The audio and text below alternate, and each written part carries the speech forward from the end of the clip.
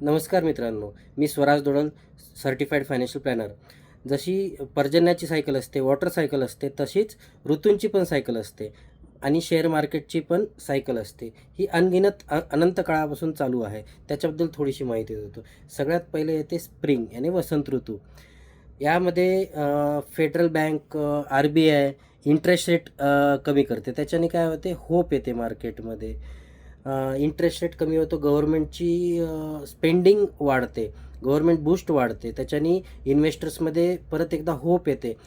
Assets स्वस्त दिसायला लागतात लोकांना. त्याच्यामुळे स्मार्ट अजून बाय करायला चालू करतात हळूहळू. त्याच्यानंतर येतो समर. त्याच्यामध्ये कंपनीजला प्रॉफिट दिसायला लागतो. आधी लोकांनी जे बाय करायला चालू केलं होतं, लोन इंटरेस्ट रेट कमी केल्यामुळे लोक कार घेतात, घर घेतात, मोबाईल्स घेतात, खूप सारे स्पेंडिंग करतात.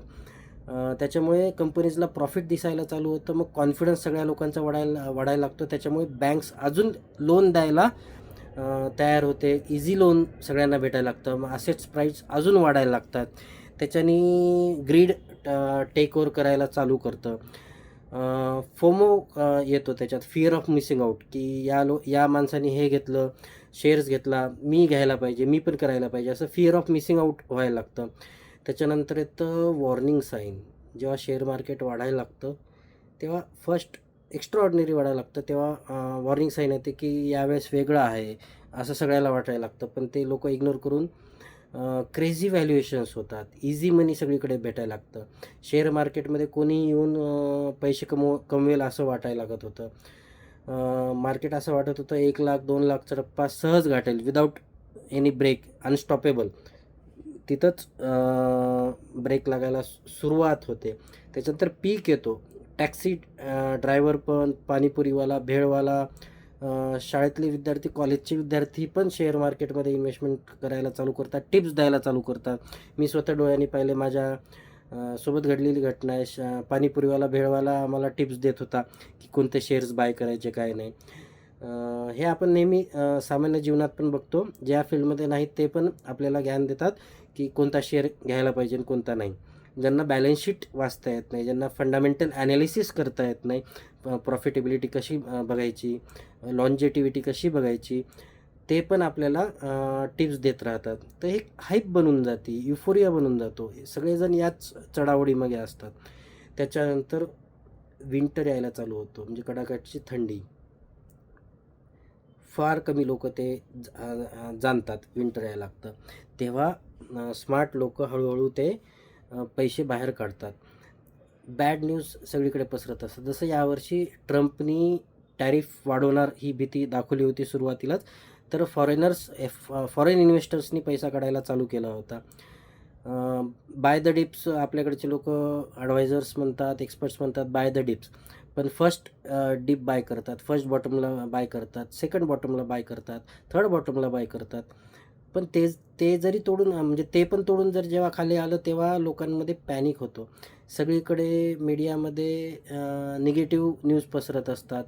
टी व्हीवर निगेटिव्ह न्यूज पसरत असतात, पेपरमध्ये, सोशल मीडियामध्ये, की हे फंडचं असं झालं, त्या शेअर मार्केटचं असं झालं, स्मॉल कॅप मिड कॅपचं असं झालं, तसं झालं. त्याच्यामुळे फिअर लोकांमध्ये तयार होतो. भीतीचं वातावरण सगळीकडे तयार होतं. त्याच्यामुळे पॅनिक सेलिंग वाढते. लोक घाबरून विकायला लागतात. जसे आता जे ऑनलाईन स्वतः इन्व्हेस्टमेंट करणारे लोक आहेत, त्यांचा डेटा सेबीने, एम्फीनं डिस्क्लोज केला. तर 61 लाख SIPs बंद झाल्यात आत्ता.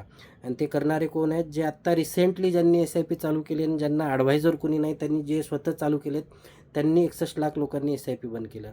साहजिकच त्यांनी गोल बेस इन्व्हेस्टमेंट नाही केलं. त्या वेबसाईटने जो फंड चांगला आहे, त्याचा रिसेंट परफॉर्मन्स बघून जो चांगला आहे तो प्रमोट करतात. अजून त्यांचे छुपे काही मुद्दे असतील, त्याच्यामुळे ते प्रमोट करत असतील. त्याच्यामुळे ते म्युच्युअल फंड बाय केले आणि मार्केट खाली आल्यामुळे त्यांची निराशा झाली. त्याच्यामुळे ते पॅनिक सेलिंग चालू आहे सध्या. आणि हीच ती वेळ आहे आपल्या विंटरच्या बॉटमची.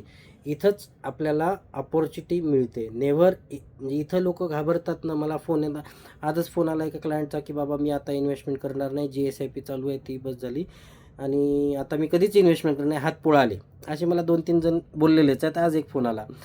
तर यावेळेस असेट ॲक्च्युली चीप आहेत, स्वस्त आहेत म्युच्युअल फंड्स आणि काही क्लायंट आहेत तयार आहेत इन्व्हेस्टमेंट करायला, पण ते म्हणतात स्वराज मी तयार आहे पण पैसे नाहीत माझ्याकडे इन्व्हेस्टमेंट करायला, काय करू? माझ्याकडे पैसे असले असते तर मी केली असती. जर आपण प्रॉपर फायनान्शियल प्लॅनिंग केली असती तर म्हणजे जसं मी मी माझं एक्झाम्पल सांगतो. मी स्वतः माझी लिक्विड फंडची SIP आहे जी 60% गॅरंटेड देते irrespective of market condition. Bank RD example. Me bank RD सारखी लिक्विड फंडची म्युच्युअल फंड SIP केली, गॅरंटेड रिटर्न देणारी, जी माझ्या इमर्जन्सीसाठी कामी येते. मला कधीही पैसा काढता येतो. माझ्या अपॉर्च्युनिटीसाठी काढता येते, जशी आत्ता ही जी अपॉर्च्युनिटी याच्यासाठी काढता येतं. तर माझ्याकडे कॅश आहे, ज्याच्याकडे कॅश आहे तो किंग आहे या या सिच्युएशनला. तर स्मार्ट लोकं या सिच्युएशनला बाय करतात ना की सेल करतात. तर गोल्डन रूल काय आहे की जे जे ऋतू येतात ते जाणारच आहेत. सगळ्या मार्केट सायकल हे संपणारच. फक्त आपल्याला पेशन्सली वेट करायचं आहे. ग्रीड आणि फिअरच्या चक्करमध्ये नाही पडायचे, लालच आणि भीतीच्या चक्करमध्ये नाही पडायचे. विंटरनंतर स्प्रिंग येणारच. विंटर म्हणजे थंडीनंतर म्हणजे विंटरनंतर स्प्रिंग, वसंत ऋतू येणारच आहे. तिथं तुम्हाला अपॉर्च्युनिटी भेटणारच आहे. मार्केट हे कधीही सरळ वर असे जात नाही, खालीवर करतच जाते. 2000 साली पण मार्केट क्रॅश झालं होतं. 2008-9 साली पण मार्केट क्रॅश झालं होतं अमेरिकेत मंदी आल्यामुळे. 2020 साली पण कोरोनामुळे मार्केट क्रॅश झालं होतं. पण आपण जर सामान्य ज्ञान वापरलं, कॉमन सेन्स वापरलं, तर आपल्याला दिसतं की आपल्या लाईफमध्ये काय फरक पडला आहे. आपली स्पेंडिंग कुठं थांबलेली आहे? आपण जी स्पेंडिंग करतो डीमार्टमध्ये असो, ऑनलाईन असो, आपली काही सॅलरी थांबलेली आहे? तर काहीच फरक पडलेला नाही. तर कंपनीला प्रॉफिट कमी जास्त प्रमाणात होतच राहणार आहे. ही एक बॅड फेज आहे, सायकॉलॉजिकल फेज जास्त आहे. तर याच्यामध्ये तुम्ही घाबरून न जाता इन्व्हेस्टमेंट करायला पाहिजे आणि स्पेशली तुमच्या गोलनुसार इन्व्हेस्टमेंट करायला पाहिजे. खूप लोकं हीच चूक करतात की म्हणजे माझ्याकडेही लोकं जेव्हा येतात इन्व्हेस्टमेंटला, स्वराज मला ही SIP चालू करायची, 10,000ची चालू करायची, तुम्ही तुमचं बघा. पण सगळ्यात महत्त्वाचे ड्युरेशन, तुम्ही किती दिवसासाठी इन्व्हेस्टमेंट करता. जर तुमचं 10 वर्षाचं होरायझन आहे आणि जर सुरुवातीला आत्ता दुसऱ्या, तिसऱ्या, चौथ्या वर्षी पडले आणि चौथ्या वर्षीच सोडा, पण 1-2 वर्षात, एका वर्षात ज्यांनी केली त्यांना एवढे रिटर्न नाही आहे. पण ज्यांनी 2-3 वर्षापूर्वी चालू केलेत, 5 वर्षापूर्वी चालू केलेत, त्यांना डबल डिजिट रिटर्न आहेत बऱ्यापैकी. आणि जे जुने आहेत त्यांना म्हणजे त्याच्यापेक्षा जुने आहेत त्यांना 15% प्लस पण रिटर्न आहे. तर गोल बेस इन्व्हेस्टमेंटचा हा फायदा आहे. कंपाऊंडिंगचा तर आहेच आहे. पण मला कुठल्या प्रकारचा फंड द्यायचा तुमच्या गोलनुसार, रिटायरमेंटसाठी म्हणजे रिटायरमेंट एक्झाम्पल 20-30 वर्ष नंतर आहे, तर त्याच्यासाठी कुठला फंड द्यायचा, तुमच्या मुलांचं शिक्षण 5 वर्षानंतर, 10 वर्षानंतर, 15 वर्षानंतर, तर त्याला अनुकूल फंड कुठला आहे. शॉर्ट टर्मचे काही गोल असतील, जसं कार घ्यायची, बाईक घ्यायची, आयफोन घ्यायचा, शॉर्ट टर्मचे काही गोल असतील तर त्याच्यासाठी पैसा जरा सेफमध्ये टाकेल, ना की मी इक्विटी रिस्कीमध्ये टाकेल. जर मीडियमचं असेल तर मी हायब्रिडमध्ये टाकेल, ज्याच्यात गोल्ड, सिल्वर, बॉन्ड्स आणि इक्विटीचं कॉम्बिनेशन असेल. तर हे म्हणजे माझ्यासोबत तुमच्याही गोल प्लॅनिंगवर खूप डिपेंड करतं. कुठल्या प्रकारच्या फंडमध्ये इन्व्हेस्टमेंट करायची, त्याच्यानुसार तुम्हाला ऑप्टिमल रिटर्न भेटायला पाहिजे. कधीही जास्त रिटर्नच्या मागे न धावता, आता मला मागच्या 2 वर्षात स्वराज या फंडने एवढे रिटर्न दिले, त्या फंडने एवढे रिटर्न दिले, 40-50%, 80% रिटर्न दिले. एक्झाम्पल क्वांटचं सांगतो. मला खूप जण म्हणत होते आणि आता काय झाली क्वांटची हालत, तुम्हाला सगळ्यांना माहीतच आहे. तो सगळ्यात बॉटमला परफॉर्म करतो आहे. त्याचे रिटर्न सगळे सगळ्यात कमी रिटर्न क्वांट फंडचे आहेत. तर कधीही रिटर्न्सला तुम्ही रिटर्न्सच्या मागे जाऊ नका, फॉलो करू नका. तुम्ही तुमच्या गोल्सनुसार इन्व्हेस्टमेंट करा, रिस्कनुसार, गोल्सनुसार इन्व्हेस्टमेंट करा. माझ्याकडे सगळ्या प्रकारचे प्रोडक्ट्स आहेत. फक्त म्युच्युअल फंड नाही, इन्शुरन्स पण आहे. ट्रॅडिशनल तुम्हाला FDs पाहिजे असतील, गॅरंटेड रिटर्न देणारे पाहिजे असतील तर ते पण आहे. इन्शुरन्स पण आहे, हेल्थ इन्शुरन्स पण आहे. आपल्याकडे इंडियामध्ये जेवढे अवेलेबल प्रोडक्ट्स आहेत तेवढे मी देऊ शकतो तुमच्या रिस्कनुसार, राईट. तर mutual fund is subject to market risk हे जे बोललं जातं, ज्याच्यात लोकं घाबरतात, ते हीच सिच्युएशन आहे. तुमचं गोल आहे 10 वर्ष आणि तुम्ही चालू केले 2 वर्षापूर्वी, आणि 10 वर्षाच्या गोलसाठी 2 वर्षानंतरच तुम्ही जे घाबरून जाता, मार्केट रिस्क जे आत्ता खाली आलं आहे त्याच्यामुळे ती रिस्क आहे. जर तुम्ही 10 वर्षासाठी ठेवलं तर रिस्क आहे का हे तुम्हालाही माहिती आहे. पास्टमध्ये सगळं दाखवलेलं आहे. सगळ्यांना मी SIPची कन्सेप्ट सांगितली, रुपी कॉस्ट ॲव्हरेजिंगची कन्सेप्ट सांगितली, पेनचं 10 रुपयाच्या पेनचं एक्झाम्पल देऊन. तर मार्केट खाली आल्यावर तुम्ही SIP बंद न करता जी SIP आहे ती चालूच ठेवली पाहिजे. प्लस ॲडिशनली तुम्ही जी SIP आहे त्याच्यात टॉपअप करायला पाहिजे, ज्याच्याकडून तुम्हाला जास्त युनिट्स येतील. जास्त युनिट्स ज्याच्याकडे जास्त युनिट्स तोच किंग, राजा. त्यासाठी पैसा पाहिजे. त्याच्यासाठी तुम्हाला इमर्जन्सी प्लॅनिंग अपॉर्च्युनिटी प्लॅनिंग पण करावं लागेल, राईट. तर जशी मी केलेली आहे, काही क्लायंटनी माझ्या केलेली आहे. आणि मी माझ्या क्लायंटला वेळोवेळी सांगतो, या कुठल्या लेवलला बाय करायचं आहे मी सांगत असतो. समजा 10 लाख असतील तर मी सगळ्यांना सांगत नाही की याच लेवलला बाय करा. स्टॅगर्ड मॅनरमध्ये कधी बाईंग केलेली चांगली आहे. जे खरंच पेशंटली वेट करतात त्यांना मी जेन्युइनली लेवल्स सांगत असतो, या लेवलला बाय करा.